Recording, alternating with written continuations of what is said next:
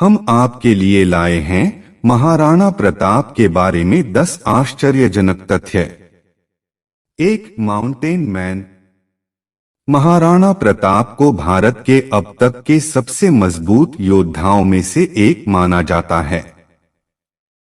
7 feet 5 inch की ऊंचाई पर खड़े होकर वह 80 किलोग्राम का भाला और कुल मिलाकर लगभग 208 किलोग्राम वजन की 2 तलवारें लेकर चलेंगे। वह 72 किलोग्राम वजन का कवच भी पहनता था। 2 सिंहासन पर चढ़ना। प्रताप का सिंहासन पर चढ़ना आसान नहीं था। प्रताप की सौतेली मां रानी धीरबाई मुगल सम्राट अकबर के हाथों उदय सिंह की हार के बाद कुंवर जगमल को राजा बनाना चाहती थीं। 1568 में अकबर ने चित्तौड़गढ़ किले पर कब्जा कर लिया था और मेवाड़ राजघराने ने उदयपुर में शरण ली थी। एक लंबे संघर्ष और बहस के बाद प्रताप को राजा बनाया गया क्योंकि अदालत ने जगमल को एक अयोग्य शासक के रूप में पाया। 3 घरेलू दबाव। मुगलों से लड़ने से पहले प्रताप को अपने घरेलू विरोधियों के क्रोध का सामना करना पड़ा था। उसके शासनकाल के समय तक लगभग सभी राजपूत राजवंश अकबर के सामने आत्मसमर्पण कर चुके थे और उसकी परिषद के सदस्य बन गए थे। अकबर ने 2 शक्तिशाली शासकों के बीच शांतिपूर्ण गठबंधन बनाने के लिए प्रताप को 6 राजनयिक मिशन भेजे थे। 4 अकबर को नहीं, धन्यवाद।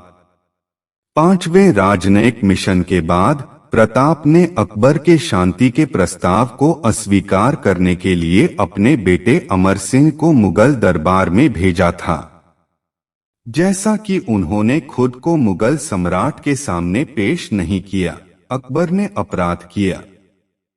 अपने अवज्ञा के कार्य के कारण अकबर ने युद्ध के साथ आगे बढ़ने और प्रताप के साथ लड़ने का फैसला किया।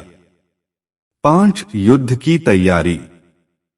1576 में हल्दी घाटी की लड़ाई के दौरान प्रताप की लड़ाई लड़ने की क्षमता साबित हुई। मुगल सम्राट अकबर ने अपने राजपूत सेना कमांडरों में से एक मान सिंह प्रथम और आसफ खान प्रथम को प्रताप पर हमला करने का आदेश दिया। मान सिंह और आसफ खान ने मुगल सैन्य बल के लगभग आधे आकार की एक सेना इकट्ठी की थी और उदयपुर से लगभग 40 किलोमीटर दूर एक पहाड़ी दर्रे हल्दी घाटी में पदभार संभाला था। इसके बावजूद महाराणा प्रताप ने लड़ाई जीती। 6 सहयोगी।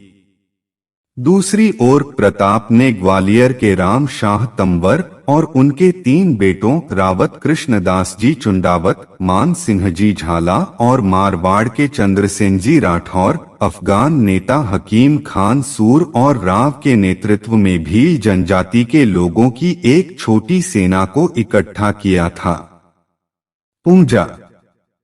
7 लड़ाई 18 जून 1576 को 4 घंटे तक चली। मुगल सेना को प्रताप के भाई शक्ति सिंह में एक गद्दार मिला जिसने उन्हें गुप्त पास के बारे में बताया।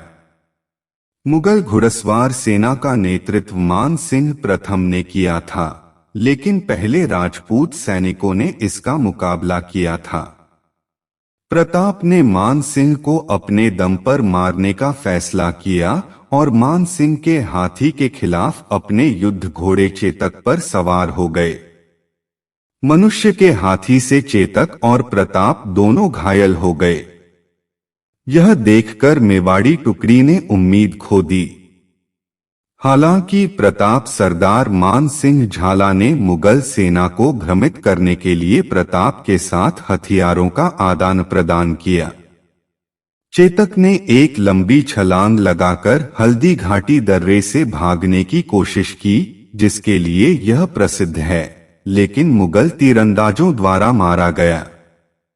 अपने घोड़े की मृत्यु के बारे में जानकर प्रताप तबाह हो गया। अपनी गलती को महसूस करते हुए शक्ति सिंह ने प्रताप को अपना घोड़ा देने की पेशकश की ताकि बाद वाला बच सके। 8 युद्ध के बाद व्यक्तिगत रूप से अकबर के नेतृत्व में मुगल सेना ने चित्तौड़, गोगुंडा, कुंभलगढ़, प्रताप की अस्थायी राजधानी और उदयपुर सहित पूरे मेवाड़ क्षेत्र को जीतना जारी रखा। बूंदी सहित सभी राजपूत राजवंशों ने प्रताप को अकेला छोड़कर अकबर के सामने आत्मसमर्पण कर दिया।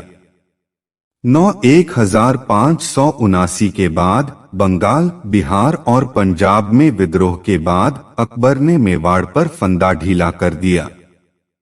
प्रताप ने स्थिति का लाभ उठाया और दान शिरोमणि भामाशाह द्वारा दिए गए धन का उपयोग करके एक सेना इकट्ठी की जो बाद में प्रताप के मंत्रियों में से एक बन गया। प्रताप ने अपना अधिकांश मैदान कुंभलगढ़ और चित्तौड़ के आसपास के क्षेत्रों को पुनः प्राप्त कर लिया। उसने 40,000 सैनिकों की एक सेना इकट्ठी की और मुगल सहयोगी जगन्नाथ कच्छवा से गोगुंडा, कुंभलगढ़, रणथंभौर और उदयपुर पर विजय प्राप्त की। 10 प्रताप ने उदयपुर से लगभग 60 किलोमीटर दक्षिण में चावंड शहर में अपनी राजधानी का पुनर्निर्माण किया था और अपना शेष जीवन वहीं बिताया था। मुगलों के खिलाफ स्वतंत्रता के लिए उनकी लड़ाई के कारण महाराणा प्रताप को व्यापक रूप से भारत के पहले